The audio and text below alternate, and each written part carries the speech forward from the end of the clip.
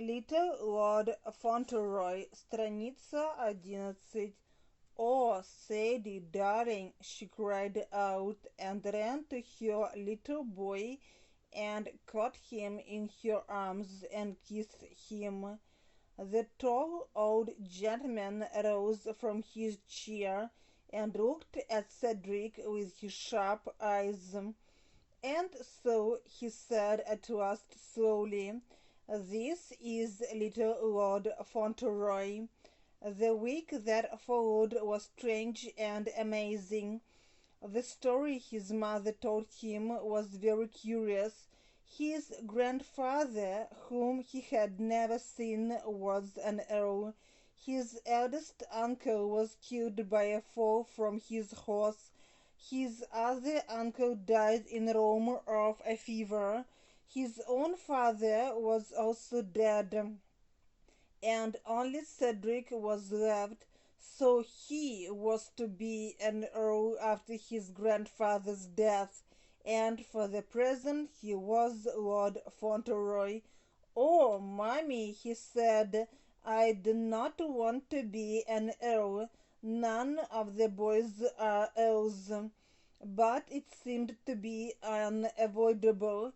His grandfather sent Mr. Havisham, the family lawyer of the Earl of Dorincourt, to bring him to England, and his mother thought he must go.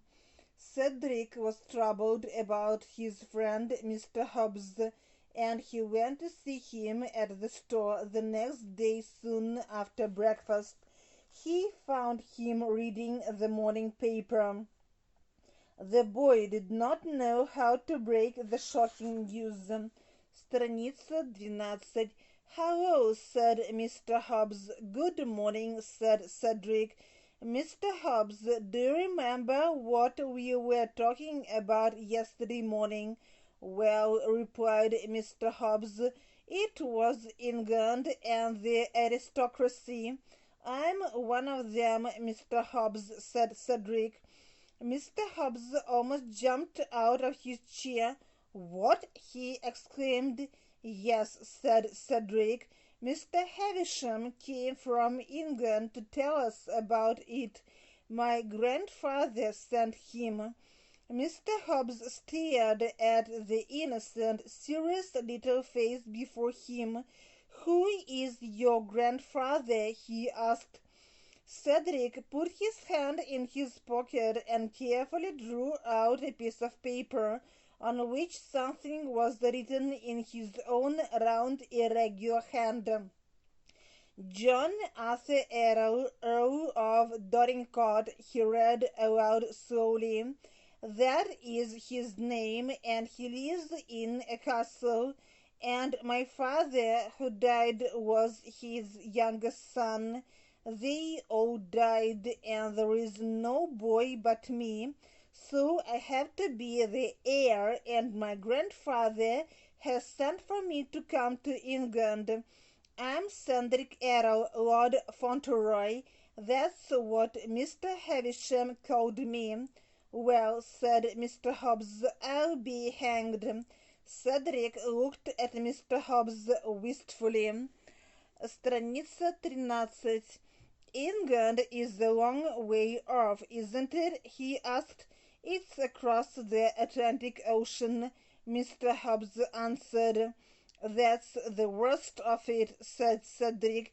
"Perhaps I will not see you again for a long time, but if I have to be an earl, I will try to be a good one." That morning Mr. Havisham had quite a long conversation with Cedric. His mother was called out of the parlor, and the lawyer and the boy were left together. There was a short silence after Mrs. Errol went out, and Cedric seemed to be studying Mr. Havisham, and Mr. Havisham was certainly studying Cedric. Suddenly Cedric began the conversation. "I don't know what an earl is. Could you explain it to me?" "An earl is a very important person. Mr. Havisham began solemnly. He is often of very old family. The first Earl of Dorincourt was created an Earl 400 years ago. Many of Earls helped to govern England. Some of them were brave men and fought in great battles in the old days. My father was a soldier, and he was a very brave man too, said Cedric. I'm glad Earls are brave. Страница 14. Some Earls have much money, said Mr. Havisham slowly. That's a good thing to have, said Sadie innocently. There are so many things a person can do with money. And what would you do if you were rich? Asked Mr. Havisham. Lots of things, answered Lord Fauntleroy quickly. But first I'd give Mary some money for Bridget. That's your sister with 12 children and a husband out of work.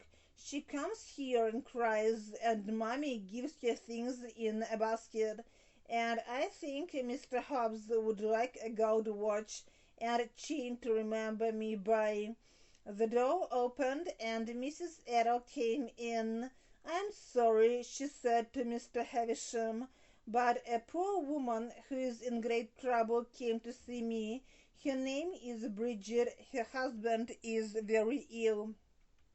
Cedric slipped down out of his big chair. I think I'll go and see her, he said, and ask her how he is. He ran out of the room. Mr. Havisham hesitated a moment and then said, looking at Mrs. Errol, before I left Dorincourt Castle, I had a conversation with the Earl, in which he gave me some instructions. He said that I must gratify all his grandson's wishes. Страница 15. Oh, Fauntleroy wants to help his friends, so I'm sure the Earl would be glad to gratify this wish. Oh, she said, that is very kind of the Earl. Cedric will be so glad. He has always been fond of Bridget and Michael. They are very good people. It pleased her very much to think that Cedric would be able to help Bridget. It made her happier to know that the first result of the strange fortune was that he could do kind things for those who needed kindness. Mr. Havisham put his hand in his pocket and drew out a large pocketbook. There was a queer look on his face. He wondered what the cross and selfish old nobleman would think of it. Please call Lord Fauntleroy back, and I will give him £5 for these people, he said. That is $25, exclaimed Mrs. Errol. It will seem like wealth to them. I cannot believe that it is true. It is quite true, said Mr. Havisham, with his dry smile. A great change has taken place in your son's life. Much power will lie in his hands. Oh, cried his mother, and he is such a little boy. How can I teach him to use it well? I think, madam, said the old lawyer, that he may be trusted, though he is only a child yet. Страница 16.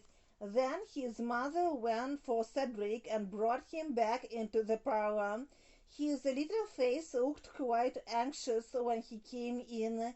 He was very sorry for Bridget. Sadie, his mother said, the Earl is your grandfather, your own dad's father. He is very kind, and he loves you and wants you to love him because his sons are dead. He wants you to be happy and to make other people happy. He gave Mr. Havisham much money for you. You can give some to Bridget now, enough to pay her rent and buy Michael everything. The boy looked from his mother to Mr. Havisham. Can I have it now? He cried. Can I give it to her this minute? Mr. Havisham handed him the money, and Cedric flew out of the room with it. Soon he came back and sat down in his chair between his mother and the lawyer. He was glowing with joy. She cried, he said. She said she was crying for joy. My grandfather must be a very good man. I'm almost glad I'm going to be an earl.